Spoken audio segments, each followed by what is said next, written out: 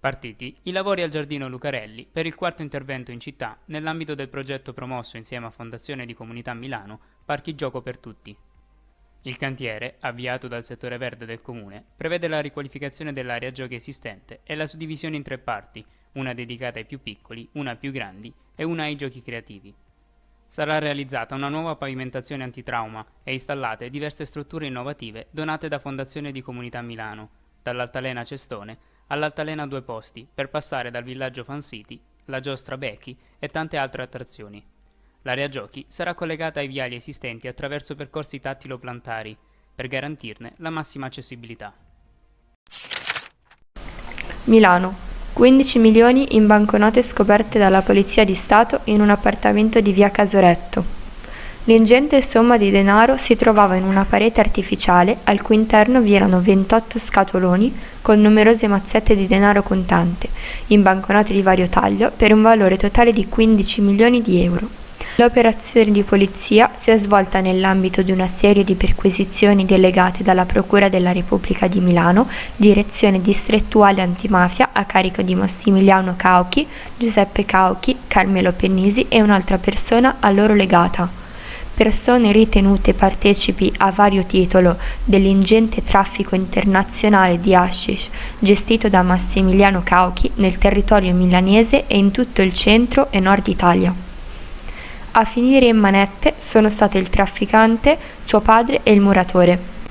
Gli agenti, confrontando la planimetria dell'appartamento con la condizione reale dello stesso, hanno notato una discrasia in termini di distanze dalla parete dietro l'armadio della camera da letto, in cui vi erano circa 40 cm di differenza tra il documento cartaceo e la condizione reale.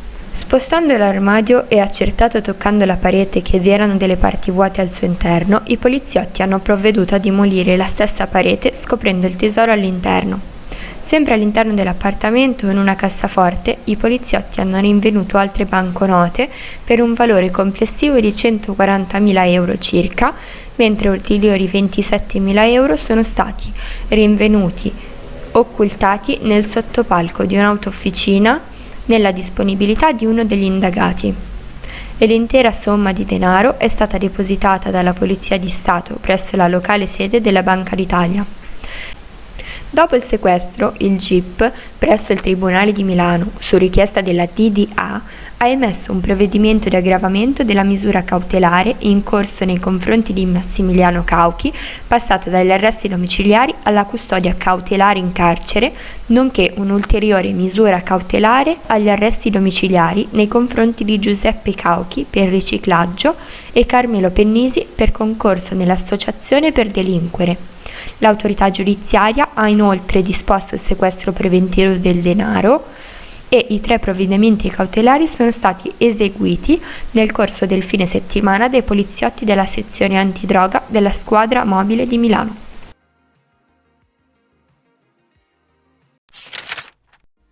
La fase 2 del sistema bibliotecario milanese prosegue con la riapertura da martedì 9 giugno di altre 5 rionali, che si vanno ad aggiungere alle 9 aperte dal 26 maggio e alle 6 riaperte dal 3 giugno. In queste è già attivo il servizio di prenotazione online del catalogo di libri, CD e DVD del sistema bibliotecario milanese. Il servizio si estenderà progressivamente anche alle altre rionali, dove al momento sono attivi solo i servizi di prestito e restituzione dei libri prenotati prima della chiusura. Dal 26 maggio al 5 giugno sono stati presentati 3.931 libri e ne sono stati restituiti 13.961. L'apertura del servizio di prenotazione ha visto nei primi 3 giorni ben 3.028 richieste, un boom che testimonia come il lockdown abbia compresso un grande desiderio di leggere su carta.